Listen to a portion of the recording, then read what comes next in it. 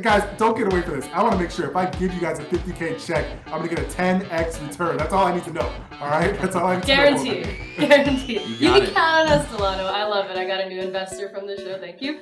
Almost Friday Media, which is a company behind the comedy channel Friday Beers, and a host of other popular social media accounts, has raised a seed round of $6 million to grow their business. Almost Friday began as a collection of Instagram accounts and gained popularity as a relatable voice for weekend cultural, sports, music, beer, character-driven comedy, and today they're growing their network of 3.5 million followers. So Almost Friday, if you haven't heard of them, they generate revenue by selling merch, staging live events, and working with brand sponsors. This is really interesting to me. I think that, the creator economy, we're getting to a point where we're seeing a lot of saturation here, almost too much saturation. I personally work with a media startup that it's called Work Week. Hey guys. And basically they help B2B content creators elevate their brands, but they're also a brand working kind of like behind the scenes. So I don't know, are we going to see kind of more of these like media companies, if you will, right? Like pop up more and more? Is this too much? Is this good? Like, do we need more Barstool styled companies in the space? I mean, we got some professional content creators here with us right now. So what do you guys think? First of all, shout out to these guys for raising $6 million from just posting funny memes on Instagram. Like, that's awesome. Congrats to those guys. And yeah, I think this is a trend that we're seeing. Creators are the next big entrepreneurs, right? Like individual creators, we've seen success of people like Mr. Beast. We've seen success of Jake and Logan Paul. And then also like even creator aggregate companies like The Ringer that was acquired for I think $250 million from Spotify, Barstool, which is a very famous one, acquired as well. So I think there's just a huge appetite for these content companies and creators, and investors were kind of throwing a bag at these visionary CEOs coming out of Harvard, or visionary tech people coming out of Harvard in the mid 2000s. So we had Mark Zuckerberg, Evan Spiegels of the world, and now that money is going towards creators and companies that are focusing on creators, because that's where the potential home run hits are. So the thing that I think about is like we've seen traditional celebrities, right? Like Rihanna being a very traditional celebrity, going from being an entertainer, and now she's IPOing her company that we talked about yesterday for $3 billion.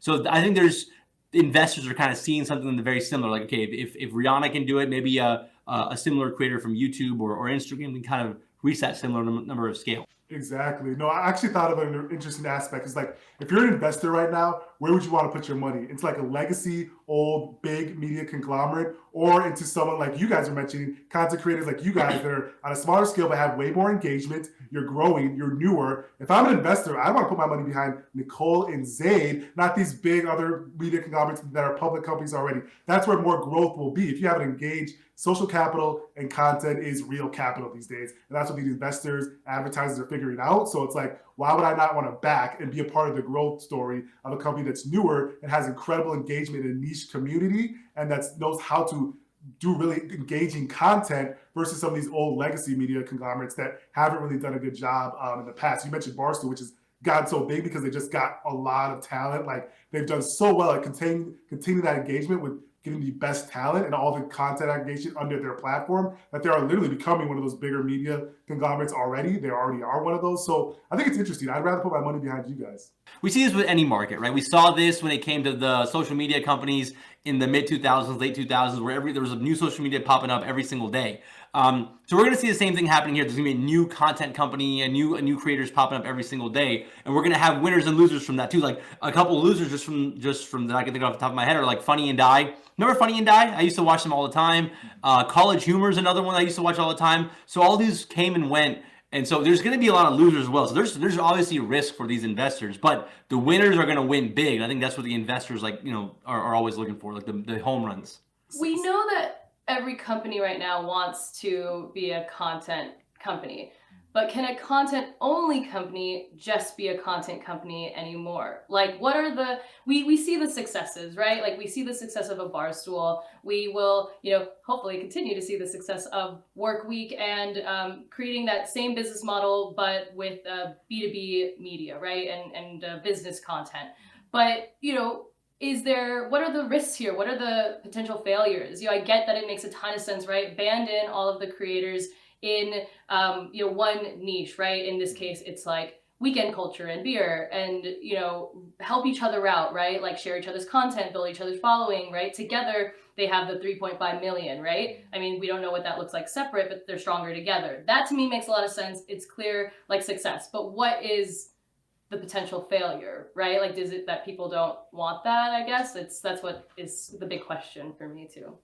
Yeah, I think if you don't scale, if you don't have content that is scalable, one, and two, you don't get the right talent, right? Like the model for Barstool is continue to overpay, kind of like how Netflix does, pay for the right content and talent. So I think you have to do that, but you can do that and just stay content. Maybe you add merchandise in there, maybe you do some touring, some different things, but your content the core of your content has to stay engaging to your audience through talent and getting the correct talent. So, but wait, guys, don't get away from this. I want to make sure if I give you guys a 50K check, I'm going to get a 10X return. That's all I need to know. All right. That's all I need to know. Guaranteed. Guaranteed. You can it. count on us, Delano. I love it. I got a new investor from the show. Thank you.